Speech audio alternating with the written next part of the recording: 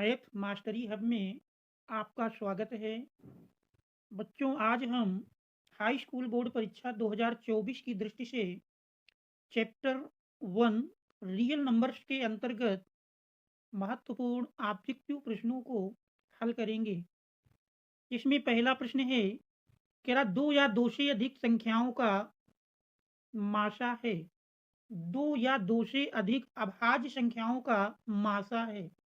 तो दो या दो से अधिक अभाज्य संख्याओं का मासा लेंगे तो सदैव एक के बराबर मिलेगा। तो इसमें हमारा ऑप्शन ए सही है। अगला प्रश्न है, दो परिमेय संख्याओं के बीच कितनी परिमेय संख्याएं हो सकती हैं। तो दो परिमेय संख्याओं के बीच अनंत परिमेय संख्याएं हो सकती हैं। ऑप्शन डी सही है। तीसरा प्रश्न है, निम्नलिखित में कौन अभाज्य संख्या है। तो दिए गए विकल्पों में हम देख रहे हैं 8, 9, 11, 15 में से 11 अभाज्य संख्या है। तो इसका ऑप्शन नंबर सी सही है। अब देखते हैं अगला प्रश्न। अगले प्रश्न में दिया है, क्या दो संख्याओं का मासा 25 और लासा 50 है तो संख्याओं का गुणनफल होगा। क्योंकि हम सूत्र जानते हैं कि दो संख्याओं का गुणनफल बराबर होता है मासा गुणे लासा। यानी मासा और लासा का यदि हम गुणनफल निकाल लें तो वही दोनों संख्याओं के गुणनफल के बराबर होगा। तो यदि 25 और 50 का गुणनफल करें तो 25 और 50 का गुणा करेंगे तो 25 पंचे 125 यानी 1250, जो कि हमारा ऑप्शन नंबर बी पर दिया है। तो प्रश्न का विकल्प बी सही है। अगला प्रश्न है, निम्नलिखित में करा कौन अभाज्य संख्या है। तो पहले विकल्प में 15 देख रहे हैं भाज्य संख्या है, 12 भी भाज्य है, 75 भी भाज्य है। तो चौथे ऑप्शन डी में दी हुई संख्या 23 अभाज्य संख्या है। आप देखते हैं अगला प्रश्न। अगले प्रश्न में दिया है कि निम्न में कौन अपरिमेय संख्या नहीं है। अब इसमें हमको छांटना है कि कौन सी संख्या अपरिमेय नहीं है। तो इसमें देख रहे हैं कि अंडर रूट 11 अपरिमेय है, अंडर रूट 15 भी अपरिमेय है, अंडर रूट 9 गुणे अंडर रूट 16, क्योंकि दोनों का वर्गमूल निकल आता है 9 का वर्गमूल 3 और 16 का वर्गमूल 4। तो 3 और 4 का गुणनफल 4 3 12, जो कि एक परिमेय संख्या है। तो इस प्रकार से ऑप्शन नंबर सी सही है। अगला प्रश्न कह रहा निम्न में कौन अलग है। तो चार विकल्प हैं। पहले में 3/5 दिया है, दूसरा है अंडर रूट 16/4, सरल कर लेंगे 4 चौक 16, 16 का 4 का वर्गमूल भी 2 निकल आएगा। तीसरे विकल्प में अंडर रूट 2/5, जो कि अपरिमेय है। और डी नंबर में अंडर रूट 25/9, 25 का वर्गमूल 5 निकल आता है। तो इस प्रकार से देख रहे हैं पहले ऑप्शन में परिमेय संख्या, दूसरे में भी परिमेय संख्या और चौथे में भी परिमेय संख्या। तो तीसरे ऑप्शन में दी गई संख्या अपरिमेय संख्या है, तो यही अन्य तीन से भिन्न है। तो इस प्रकार से ऑप्शन नंबर सी सही है। अब देखते हैं अगला प्रश्न। हमारा अगला प्रश्न दिया है कि किसी धनात्मक पूर्णांक ए और बी के लिए ए बी का मासा गुणे ए बी का लासा निम्न में से किसके बराबर होगा। क्योंकि दो संख्याओं का मासा गुणे लासा बराबर दोनों संख्याओं के गुणनफल के बराबर होता है और दोनों संख्याएं क्रमशः ए और बी हैं। तो दोनों का मासा और लासा का गुणनफल बराबर होगा दोनों संख्याओं के गुणनफल के, अर्थात ए गुणे बी। तो ऑप्शन नंबर सी सही है। इस प्रश्न का विकल्प नंबर सी सही है। अब देखते हैं अगला प्रश्न। हमारा अगला प्रश्न है कि निम्न में से कौन परिमेय संख्या है। तो अब इसमें देखना है दिए गए चार विकल्पों में से किसमें कौन सी परिमेय संख्या है। पहले विकल्प में अंडर रूट 5 दिया है, जो कि अपरिमेय संख्या है। 2√3 भी अपरिमेय है, 4 - √5 भी अपरिमेय है। और चौथे विकल्प में अंडर रूट 16 दिया है, और अंडर रूट 16 जानते हैं 16 का वर्गमूल 4 होता है। इसलिए विकल्प डी में दी हुई संख्या एक परिमेय संख्या है। तो विकल्प डी सही है। अगला प्रश्न, 5, 15 और 20 के लासा और मासा का अनुपात पूछ रहा है कितना होगा। तो 5, 15 और 20 का यदि लासा निकालें तो देखिए 5 15 के गुणनखंड करेंगे 3 गुणे 5 और 20 के गुणनखंड 5 गुणे 4। तो इस तरह से देखें तो 20 तिहाई 60, तो लासा 60 मिल जाएगा।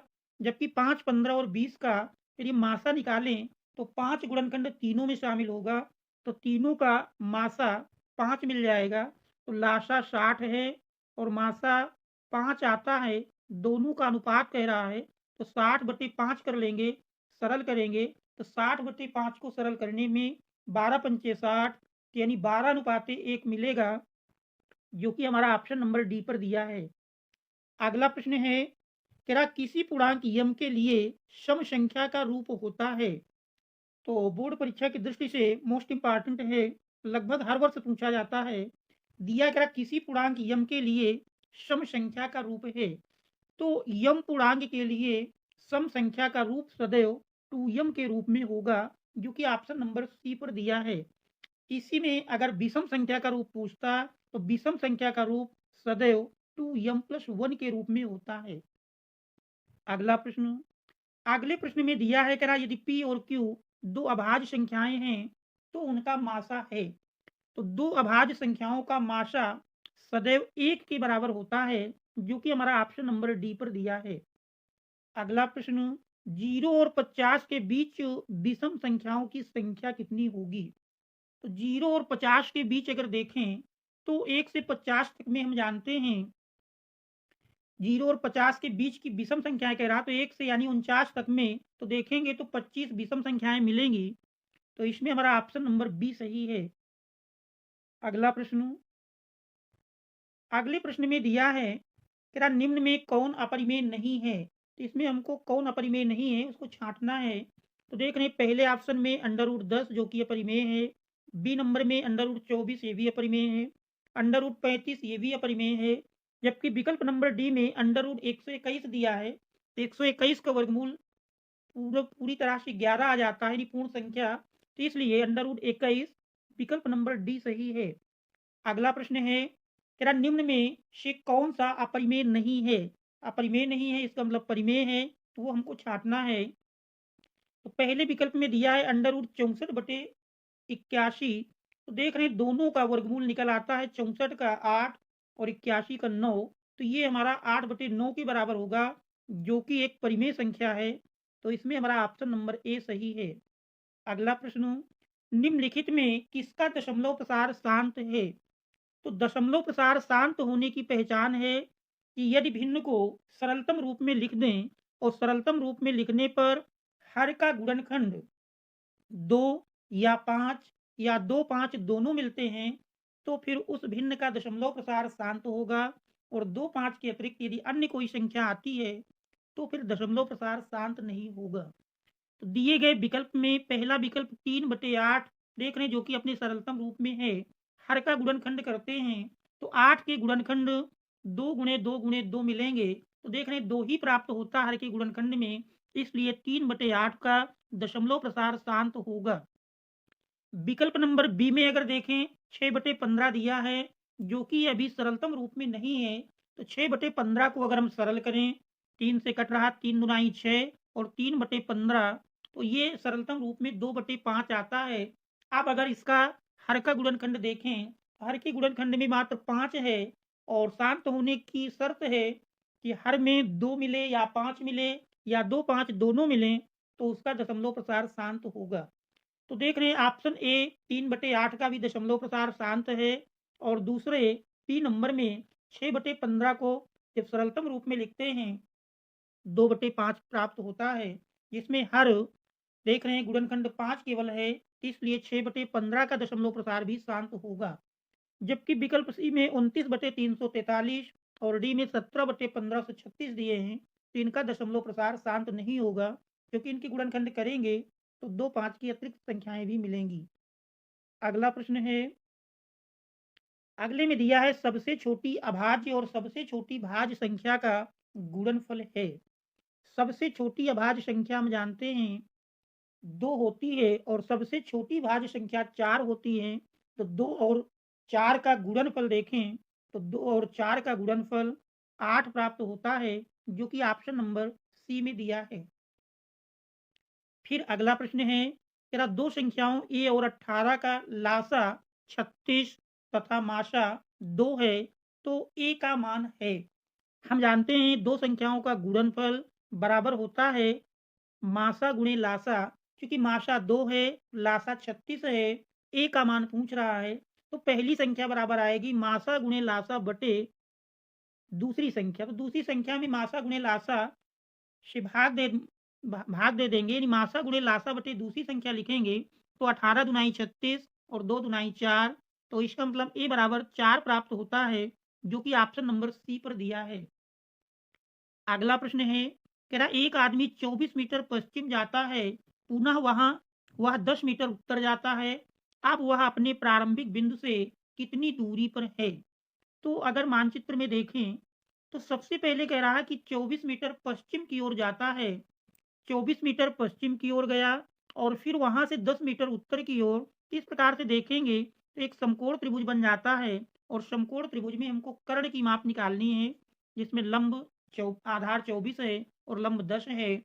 तो जानते हैं 24 का स्क्वायर 576 प्लस 10 का स्क्वायर 100, और दोनों को जोड़ लें तो 676, और 676 का वर्गमूल निकालेंगे 26 आ जाएगा, जो कि ऑप्शन नंबर सी पर दिया है। अगला प्रश्न है, अगले प्रश्न में कह रहा 3.27 बार है। ऑप्शन है एक पूर्णांक, एक परिमेय संख्या, एक प्राकृत संख्या, एक अपरिमेय संख्या। क्योंकि देख रहे हैं ये आवर्ती दशमलव संख्या है, तो इसलिए ये परिमेय संख्या होती है। इसमें हमारा ऑप्शन नंबर बी सही है। आप देखते हैं अगला प्रश्न। अगले प्रश्न में दिया है, क्या 6/15 का दशमलव प्रसार होगा? देखिए 6/15 को यदि सरल करें तो 3 दुनाई 6, 3 पचे 15, यानी 2/5 प्राप्त होता है।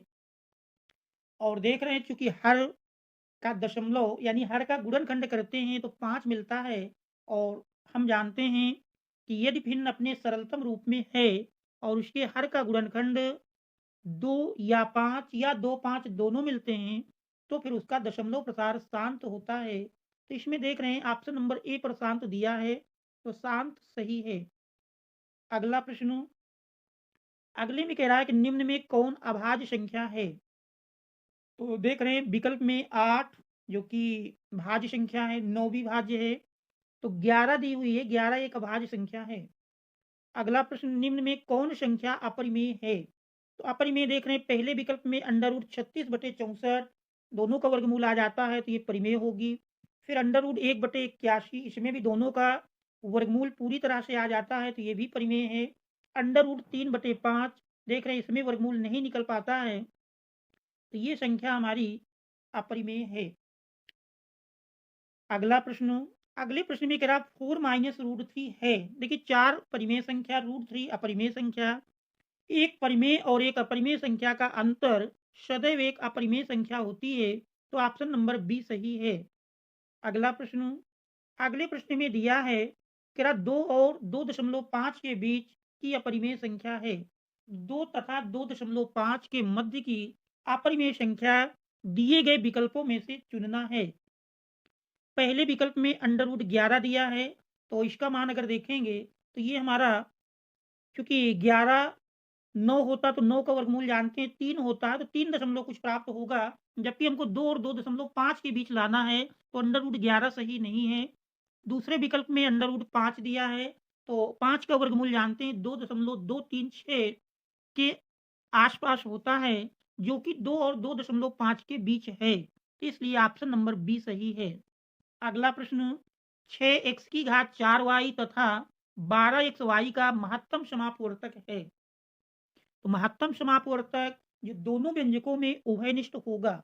देखिए संख्या में देखें 6 12, 6 उभयनिष्ठ मिल जाएगा। पहले में x की 4 घात, दूसरे में x की घात 1, तो एक यक्ष मिल जाएगा।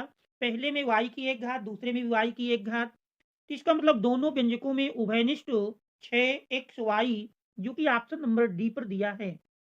फिर अगला प्रश्न है, 64 के वर्गमूल को 64 के घनमूल से भाग देने का मान होगा।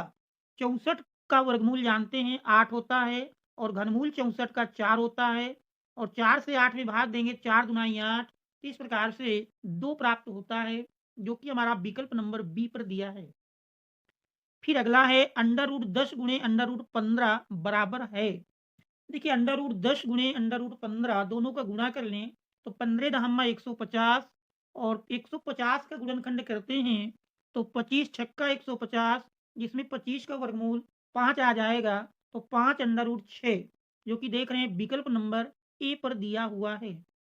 अगला प्रश्न है, अगले प्रश्न में कह रहा 0.32 बार को P/Q के रूप में, जहां PQ पूर्णांक हैं और Q does not equal to 0 लिखा जा सकता है। तो 0.32 को हम लिख सकते हैं 32/99, जो कि देख रहे हैं ऑप्शन नंबर सी पर दिया है। अगला प्रश्न है, 23.43 बार को P/Q के रूप में, जहां PQ पूर्णांक हैं, Q does not equal to 0 प्रकट किया जा सकता है। तो 23.43 बार, तो इसका नियम जानते हैं, नियम के अनुसार इसे सरल करेंगे तो 23 43 से आप 23 घटा देंगे तो 23/20 जो कि हमारा ऑप्शन नंबर ए पर दिया हुआ है। तो प्रश्न का ऑप्शन ए सही है। अगला प्रश्न, अगले प्रश्न में दिया है कि सबसे छोटी पूर्ण वर्ग संख्या, सबसे छोटी पूर्ण वर्ग संख्या जो 16 20 तथा 24 प्रत्येक से भाज्य हो वह है। इसमें हम 16 20 24 का लासा निकालेंगे, तो 16 20 24 का लासा निकालते हैं तो लासा 240 प्राप्त होगा। लेकिन 240 एक पूर्ण वर्ग संख्या नहीं है, तो हम 240 के गुणनखंड कर लेंगे और जिनका जोड़ा नहीं बन रहा है उनका जोड़ा और बना लेंगे। तो जोड़ा बनाने के बाद फिर आपस में गुणा करके देखेंगे, तो इसमें हमारी संख्या 3600 प्राप्त होगी, जो कि ऑप्शन नंबर डी पर दी है। Thanks all of you are watching.